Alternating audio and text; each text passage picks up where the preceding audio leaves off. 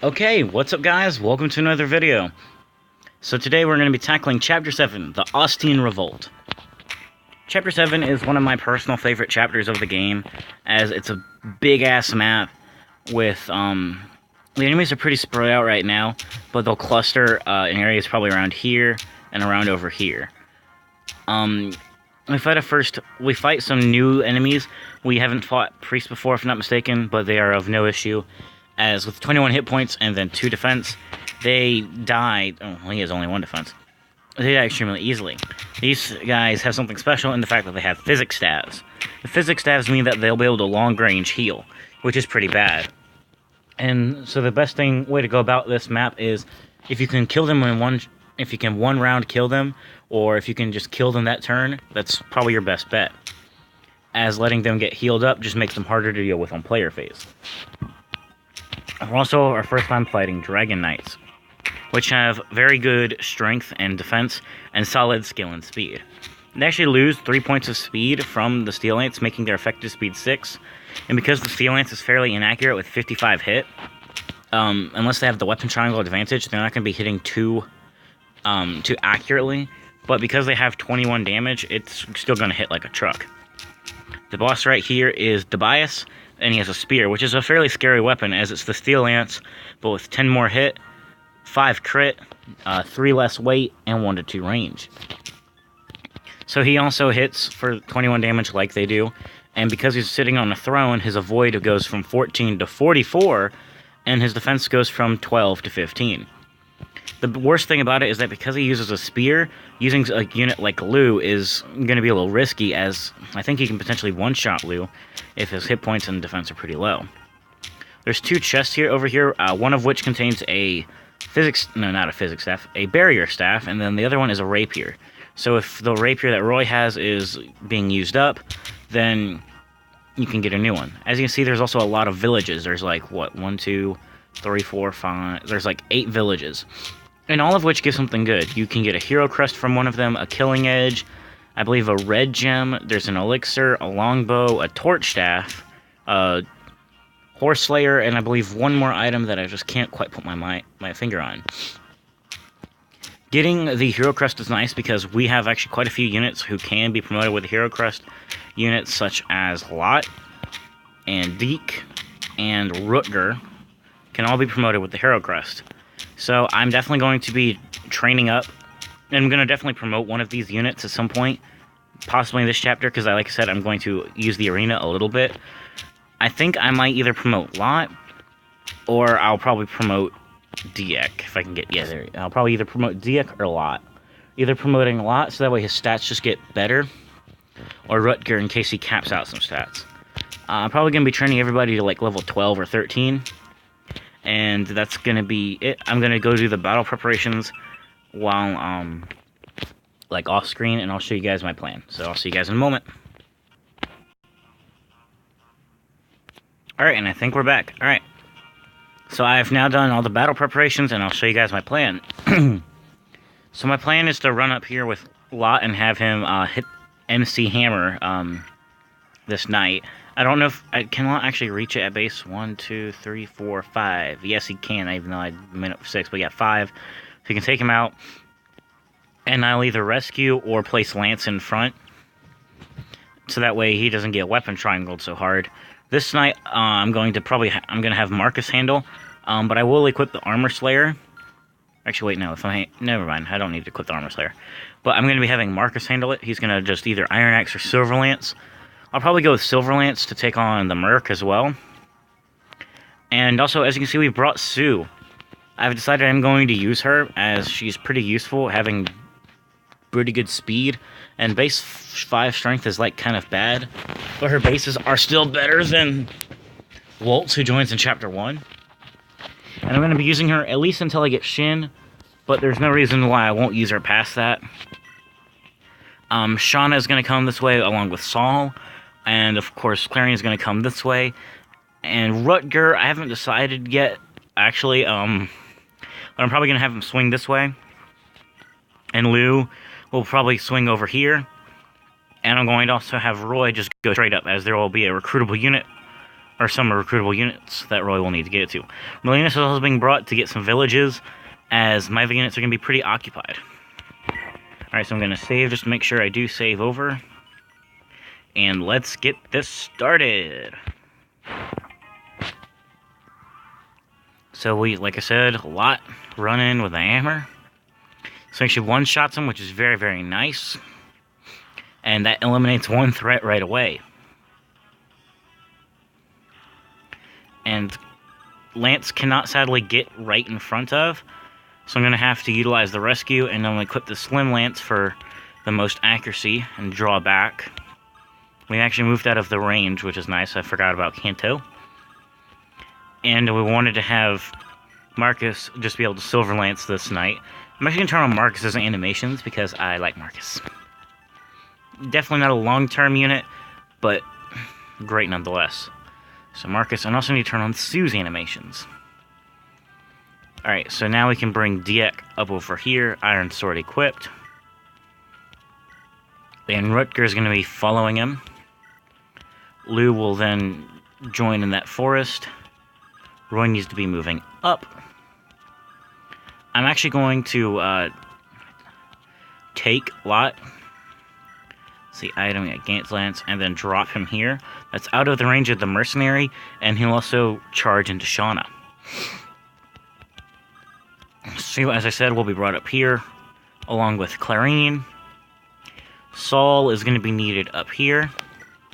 And as Merlinus is going to do, visit the villages. Or some villages. So, bam, we get a nice hit in. Shauna doesn't double, but she doesn't need to, as we can just chip him down with units such as Lou. And as you can see, Marcus is pulling in his weight. And he actually doesn't double the Merc, which leaves him at 3 health, which means I can get a kill with Dieck or Rutger. Actually, no, I'm going to give it to Sue. So as you noticed, one Wyvern Knight moved, and the other one didn't. Which is pretty bad. Oh, snap, I forgot the healing. But he does have an Iron Axe, which is nice. So we have some new units right here already. Here we have Geralt.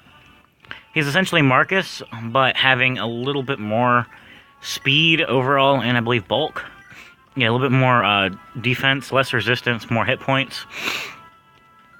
More strength, less skill, and less luck.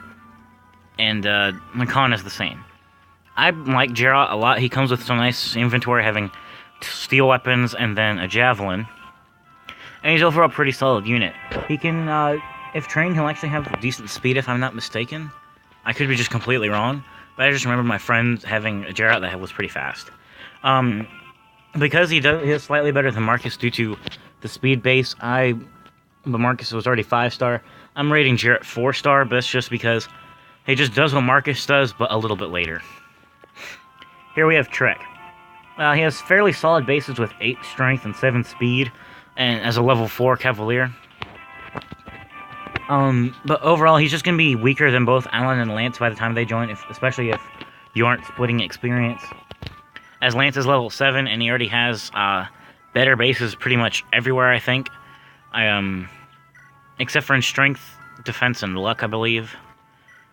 Which Trek only has a little bit more. He's very similar to Lowen from FE7 in that he's just inferior to Saint and Kent overall, or in this case, Alan and Lance. But he's still definitely pretty good.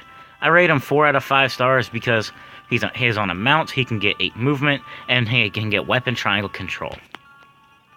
So we can't exactly recruit them now, and that's like, okay. Like, yeah. So yeah, Sue doesn't really do too much damage, and I meant to, let's see, so can the Iron Axe, if it hits, we're good. And that's only going to be taking 3 damage, but he dodges, so that makes it even better. Because I do want to feed some I was going to say feed kills, or feed kills, that works either way. Oh, and we get a crit. So yeah, short bow is basically iron bow, but I think it has like 1 less might, but like 10 crit. Yeah, 1 less might and 2 less weight, but for 10 crit, It's honestly a little better. It's actually fairly expensive, and for the funds rank, not using it is highly recommended. Well, not highly, but it's definitely recommended. Alright, and Deke running in and dodging, as Deke be doing. You know, Deke for heroes win. Like, he's very good. And we'll move Rutger up 1. Or, well, I didn't move him 1 space, but you know what I mean. And how far can you move? Okay, so we'll place you right behind Deke. So moving over here, we gotta do some work over here. So Lou getting that 95 hit on that fire tome. And hitting the rebel. And so now we can have Shauna hopefully hit with the Gant Lance. That's another kill under her belt. Getting close to being level 7. The plan is hopefully get her to be able to promote by the end of this chapter. Alright, so yeah, Lance is not going to be able to handle this guy. I don't know why I don't have a steel or an iron lance on him. I really don't. So I guess we're going to have to use a lot with a hand axe. Not bad. Oh, he does not have a hand axe.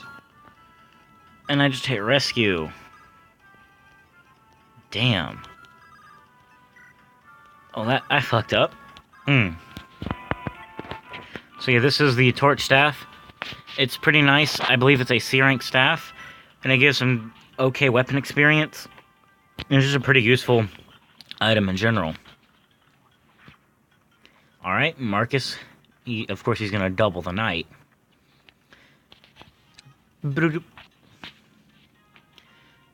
Oh shit, Roy was in range. Oh, well, he dodged.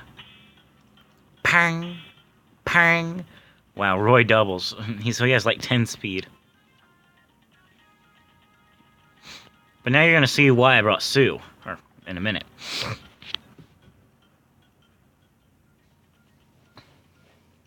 So yeah, Trek and Jera are going to be attacked. Oh, snap-a-rooney. That sucks. But you're gonna see why I brought Sue in a minute, as because she's a bow user, she deals effective damage to the Wyvern Riders. Oh my god, I wish I'd not rescued. He would have taken, like, a lot less damage. Oh no, no, no, no, no, no, no, no, no, no, no, no, no, no, no, no, no, no, no! More.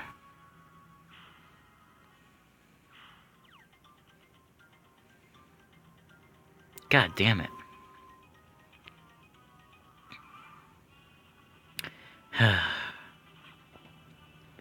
I'll just let this phase play out.